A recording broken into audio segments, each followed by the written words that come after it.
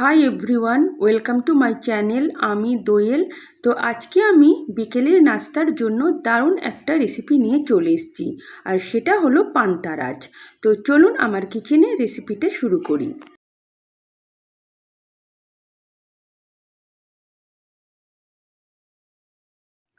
সবার প্রথম আমি পান্তারাজের পুরটা রেডি করে নেব। তার জন্য আমি 300 গ্রাম বোনলেস চিকেন নিয়েছি এবং সেগুলোকে আমি টুকরো টুকরো করে কেটে নিয়েছি। দেখুন, এরকম ছোট ছোট করে।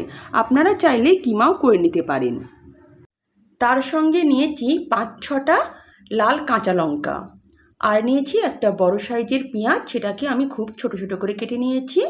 1 টেবিল চামচের মতন নিয়েছি ক্যাপসিকাম, আর হাফ চামচ আদা বাটা আর হাফ চামচ রসুন বাটা। এখানে আমি চিকেন দিয়ে পান্তারাজের পুরটা রেডি করে নিচ্ছি। আপনারা চাইলে এখানে ভেজিটেবলের পুরও রেডি করতে পারেন। গ্যাস অন করে একটা কড়াই বসিয়ে দিয়েছি। তার মধ্যে 1 টেবিল চামচের মতন আমি সর্ষের তেল নিয়ে নেব। তেল গরম হয়ে এসেছে। এখন এর মধ্যে আমি কুচনো পেঁয়াজটা দিয়ে দেব এবং এটাকে আমি হালকা বাদামি করে ভেজে নেব।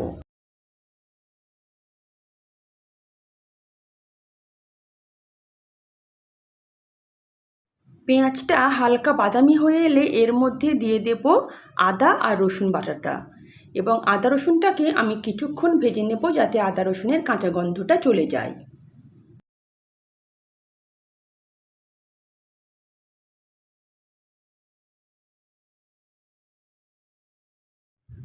আদা রসুনের কাঁচা গন্ধটা চলে গেছে। এখন এর মধ্যে দিয়ে দেব চিকেনটা, এবং চিকেনটাকে আমি 2-3 মিনিট ভালো করে পেঁয়াজ আর আদা রসুনের সঙ্গে একটু ভেজে নেব।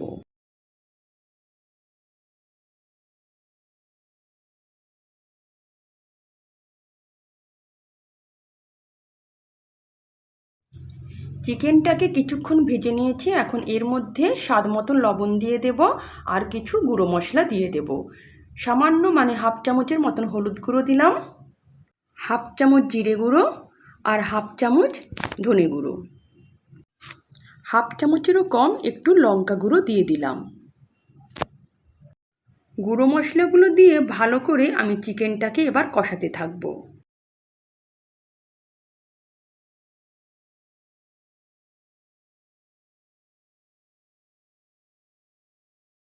চিকেনটাকে মশলার সঙ্গে ভালোভাবে কষানো হয়ে গেলে এর মধ্যে দিয়ে দেব কুচনো ক্যাপসিকাম আর লাল কাঁচা লঙ্কাগুলো।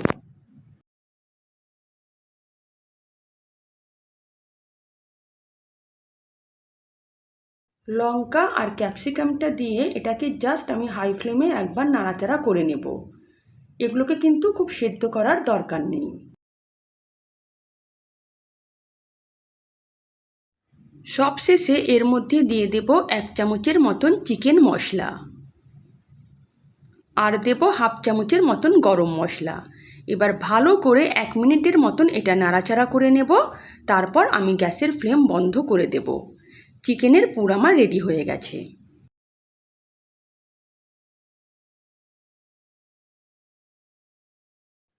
পুরটাকে আমি একটা বাটির মধ্যে ঢেলে নেব।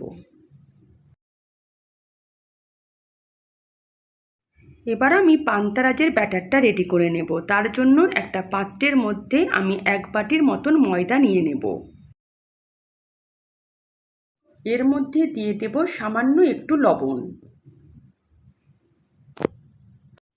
একটা ডিম নিয়ে আমি ডিমটাকে ময়দার মধ্যে ভেঙে দেব। এবার আমি এই ময়দার মধ্যে দিয়ে দেব পরিমাণ মতন জল। যে বাটির মাপ করে আমি ময়দাটা নিয়েছি সেই বাটির মাপ করে কিন্তু আমি জলটা মেপে দেব। এখানে 1 বাটি ময়দার জন্য কিন্তু 2 বাটি জল লাগবে। এটাই হলো আসল রেশিও।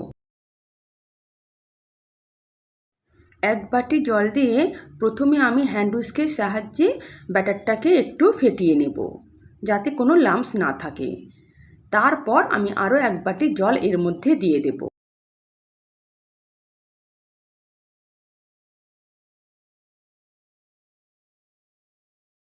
এক বাটি জল দিয়ে ভালো করে আমি হ্যান্ড হুইস্কের সাহায্যে ব্যাটারটাকে ফেটিয়ে নিয়েছি। এবার আমি আরও 1 বাটি জল দিয়ে দেব। এই বাটির মাপ করে আমি 1 বাটি ময়দা নিয়েছিলাম এবং 2 বাটি জল এই বাটির মাপ করেই দিলাম। এবার একটা চামচের সাহায্যে আমি দেখাবো যে ব্যাটারের কীরকম ঘনত্বটা। দেখুন, এরকম ঘনত্ব হবে। একদম লিকুইডই। এবার গ্যাস অন করে একটা তাওয়া বসিয়ে দিলাম। এর মধ্যে ছোটো চামচের 1 চামচ তেল নিয়ে বেগুনের বোটা দিয়ে এভাবে স্প্রেড করে দেব। তারপর আমি 1 হাতা ব্যাটার নিয়ে এভাবে সে যেরকম পাটিসাপটা করে সেভাবে আমি একটা শিট রেডি করে নেব ময়দার। দেখুন, এটা কিন্তু সম্পূর্ণ লো ফ্লেমে করতে হবে। যখন দেখবেন এই চারিদিকে কিনারাগুলো নিজে থেকেই ছেড়ে আসছে, তখনই এটা খুন্তি দিয়ে তুলে নিতে হবে। এভাবে আমি অনেকগুলো শিট রেডি করে নিয়েছি। এবার আমি পুর ভরে পান্তারাজগুলো রেডি করে নেব। তার জন্য একটা জায়গার মধ্যে একটা শিট নিলাম, তার মাঝখানে আমি চিকেনের কিছুটা পুর দিয়ে দেব।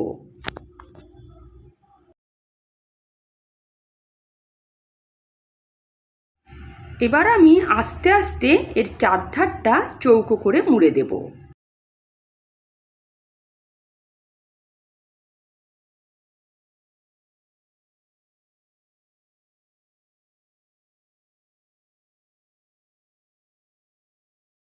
আরও একটা পান্তারাজ রেডি করে আমি দেখিয়ে দিচ্ছি।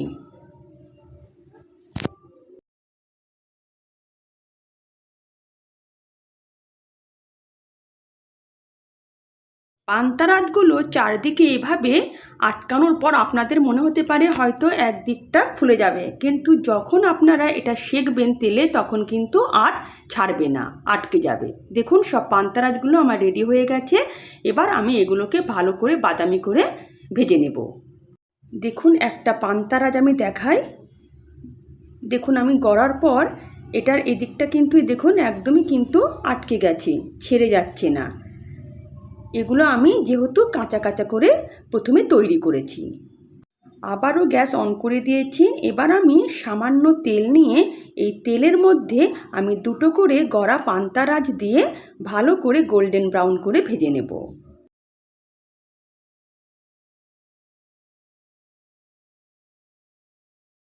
এবার তেলের মধ্যে যখন পান্তারাজগুলো আমি ভাজবো, তখন যে অংশটা আমি মুড়েছি সেই মোড়া অংশটা কিন্তু নিচের দিকে থাকবে, এবং ওপর দিক থেকে আমি খুন্তি দিয়ে একটু চেপে চেপে ভালো করে ভাজবো। তাহলে যে মোড়া অংশটা ছিল সেটা আরও বেশি আটকে থাকবে, খুলে যাবে না। এক পিঠটা বাদামি করে ভাজা হয়ে গেছে। এবার আমি খুন্তির সাহায্যে উল্টে অপর পিঠটাও একইভাবে বাদামি করে ভেজে নেব।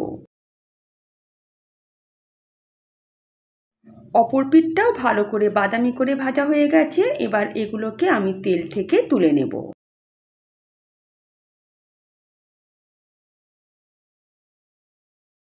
দুটো পান্তারাজ আমার ভাজা হয়ে গেছে, এগুলো আমি তাওয়া থেকে তুলে নেব এবং বাকি পান্তারাজগুলো একইভাবে ভেজে নেব।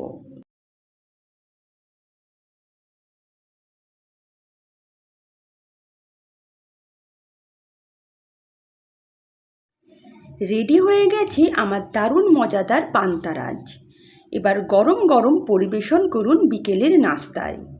চায়ের সঙ্গে খেতে কিন্তু অনবদ্য লাগে।